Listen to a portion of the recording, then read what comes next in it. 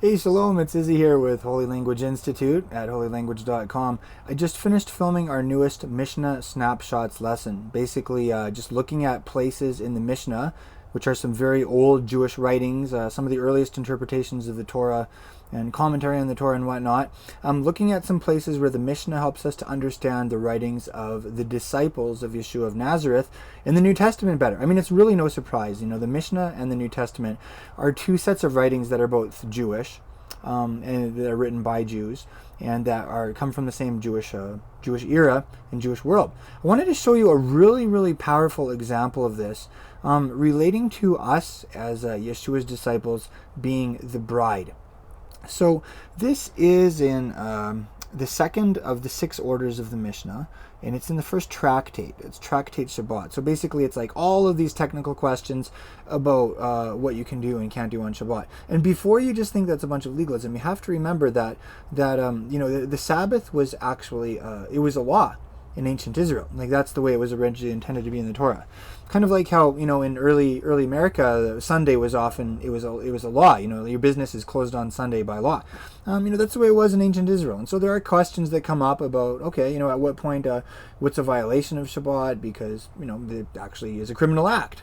So it makes sense. But anyways, along the way, they use a Hebrew word for preparing the bride, or getting like the wedding celebration ready, and it's a very, very powerful word. And I wanted to show this word to you specifically. And this is in Tractate Shabbat, chapter 23, verse 4. And you can get this copy of the Mishnah off our website at holylanguage.com, off the recommended resources page, by the way. All right, so specifically it says, they may go to await nightfall at this Sabbath limit. Why? To arrange the affairs of a bride. That's the phrase I want to look at with you. To arrange the affairs of a bride. So let's look at that in Hebrew. Okay, so it says, lefakeach. So the verb there is pakach. And here it's translated like to arrange. But as we're going to see, it means so much more than that. It's a really, really packed word in a very profound way. All, so on, iske, so that's like the like a sock is like a word that has to do with the business of, in this case, the affairs of chala. So and the kala is the bride. Now, actually, this is a very powerful word too. I'm just going to mention this to you as a little takeaway from the takeaway, so to speak. So the Hebrew word for bride is kala, and it's from the verb kala, which literally means to complete. All right. Now that's very powerful in and of itself. It's related to the Hebrew word for all, which is kol. So in Hebrew, the word for bride is related to the verb to complete and the word for all. This tells us something, I think, about like there's so much you can learn from this just by itself.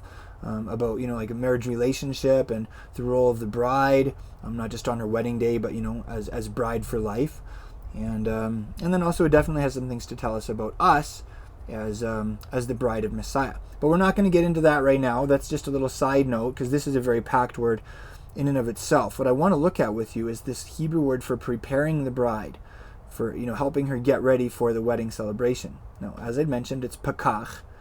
And let's have a look at what this word actually means. So this is from Jastro's Dictionary of Hebrew. You can get this off the resources page of our website at holylanguage.com also. And so pakach. Primarily it has the sense of like opening or breaking through.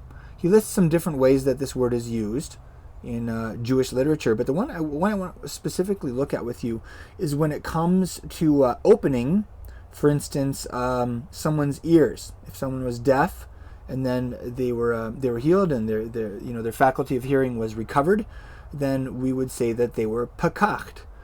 Similarly, the faculty of speech. If you were mute and you were unable to speak, then if your mouth was pakacht, opened, so to speak, then that word would have the sense, we would say that you were pakacht.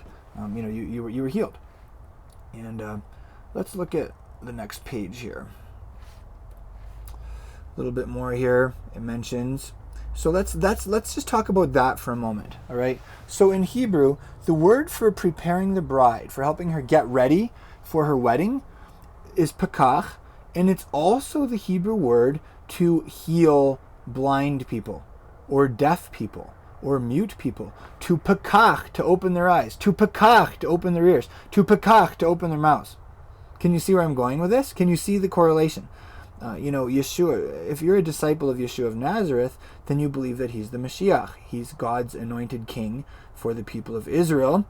And you believe that, he's the groom, so to speak, the bridegroom.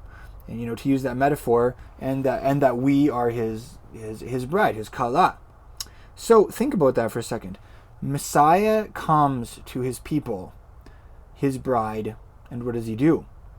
He heals them. He opens he opens the eyes of the blind. He opens the ears of the deaf. He opens the mouths of the mute. Isn't that powerful? It's like he came to his bride, and this was one of the acts of kindness that he showed her. And it's very beautiful. You can see like he was wooing her. He was winning her heart by showing her that love. So that's very powerful in and of itself. Now let's look at some other senses that this word for preparing the bride can have. To cause to escape.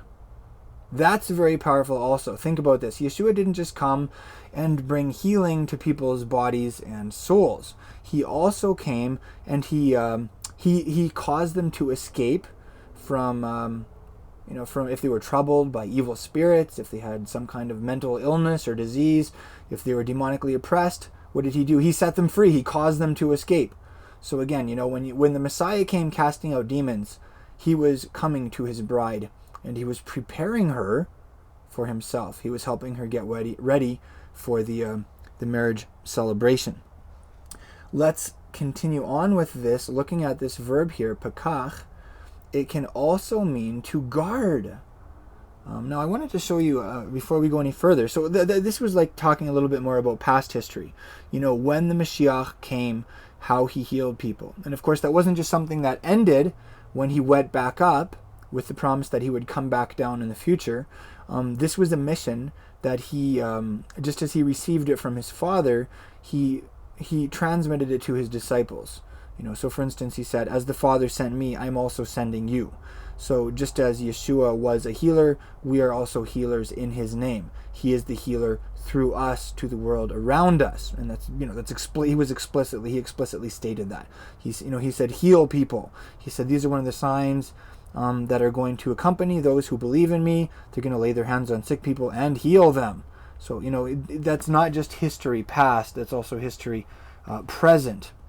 Yeshua continues to prepare his bride by healing us of our physical problems and also our deeper soul problems.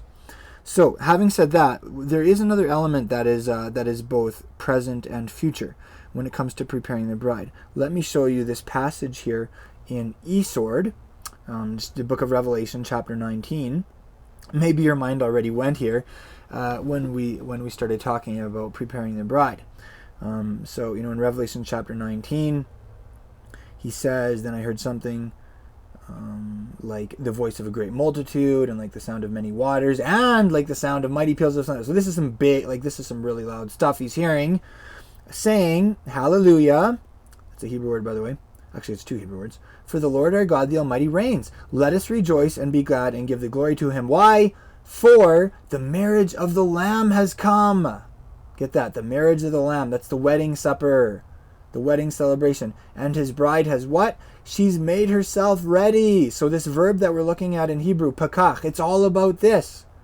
Reading on. It was given to her to clothe herself in fine linen, bright and clean. Take note of that phrase. Fine linen, bright and clean. For the fine linen is the righteous acts of the saints. That's like God's holy people, the Kiddushim. Then he said to me, right, blessed are those who are invited to what? The marriage supper of the Lamb. And of course, like the Lamb, that's a reference to Yeshua. The Lamb is like it's a metaphor for him, because he was like really humble and quiet and some stuff that like a lamb is, All right, so let's get back to looking at like this Hebrew word. All right, so having said that, pakach can have the sense of guarding or caring. So, if we are Yeshua's disciples, his bride, to use that metaphor, and we're getting ready for like the coming of the Messiah, then how can we do that? We can do that by guarding ourselves. And it's a great question to ask ourselves on a regular basis. Am I keeping myself for the coming of the King? Am I guarding myself for the return of the Mashiach? And that's very practical. That totally relates to what we do on a daily basis. That relates to where we let our minds go. It relates to, who or what we give our attention to, our time to, who or what we spend our energy on. All of this is related to guarding ourselves as the bride, awaiting the coming of the Messiah, the Mashiach. Okay, looking on a little further, check this out. It can have the sense of removing debris. So, there's that point where, you come to believe in Yeshua and you start following him as a disciple, and that's great. But then, following him is a lifelong journey, and it's definitely a process. And along the way, we begin to realize that we have so much gunk, and it is like encrusted so deeply within us. And as we follow Yeshua, he talked about this process of like picking up our crosses, carrying them. There's like a part of us that has to die, like the old us, the yucky, ugly us. Thankfully, like it's not the bad part of us, it's not the good part of us, it's the bad part of us that, is on its way out. The debris is being removed. And that definitely, what that reminds me of is like emotional healing also. So, for some of us, just in terms of how we grow up, our hearts got so crammed with garbage, just emotional baggage and debris, and it's almost like we were created to be these channels that life could flow through, that light could shine through, and that like healing could flow through, and love and joy and like good emotion, and it's like these channels got like stopped up, they just got plugged. And part of following Yeshua, part of experiencing his salvation in our lives is seeing that debris removed, so that once again we can live wholeheartedly, we can love deeply, so that those emotions of joy, for instance, can just flow through us, removing debris. It's part of the bride getting ready for the return of the bridegroom, to use that metaphor. So that's very powerful.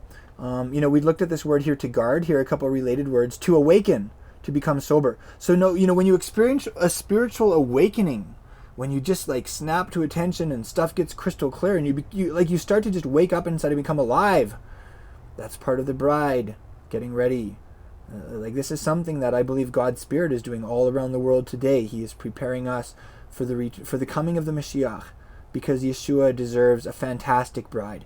Like he deserves to have like the best community of disciples in the world, like waiting for him when he comes back. And so we're waking up to who he is. We're waking up to the call. We're waking up to reality, really, and becoming sober. Getting serious about God and our relationship with him, getting serious about keeping his commandments, his mitzvot, because that is the expression of our love for him that he prescribed, that he requested. And there's more. To make open-minded.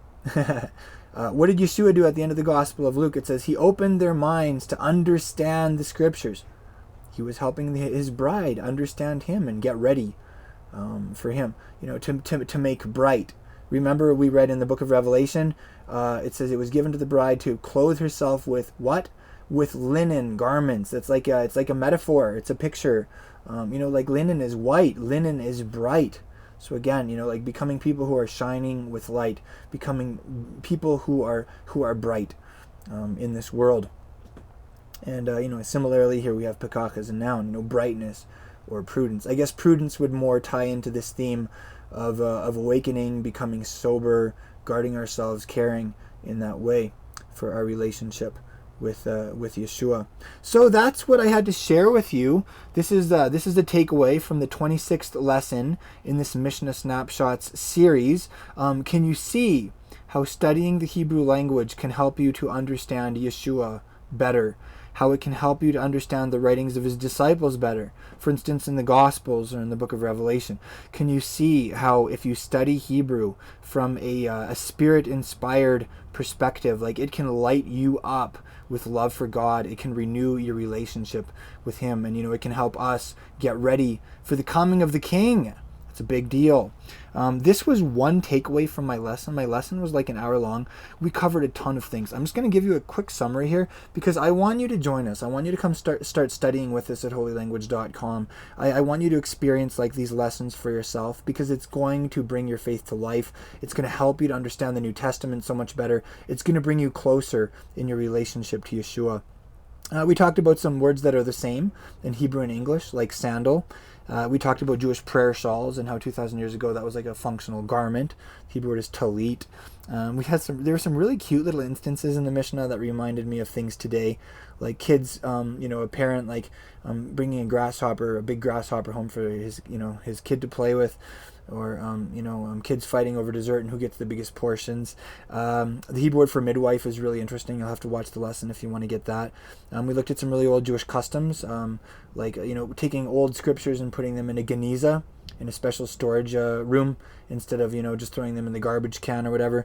There are a couple customs that are mentioned in the writings of Yeshua's disciples that are also mentioned in the Mishnah, like anointing wounds with oil and wine, or playing flutes, flute dirges at funerals.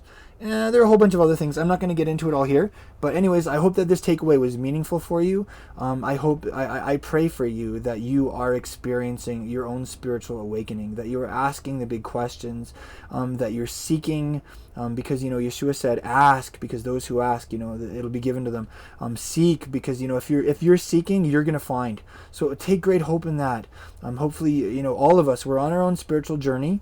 I think some of us fall asleep somewhere along the way, or maybe we get discouraged or whatever. Just be encouraged in your spiritual journey. And thanks for joining me in this takeaway. And like I said already, come join us at holylanguage.com, become a member of our community, and learn with us. I would love that. All right. Can't wait to have you join me in our next lesson takeaway.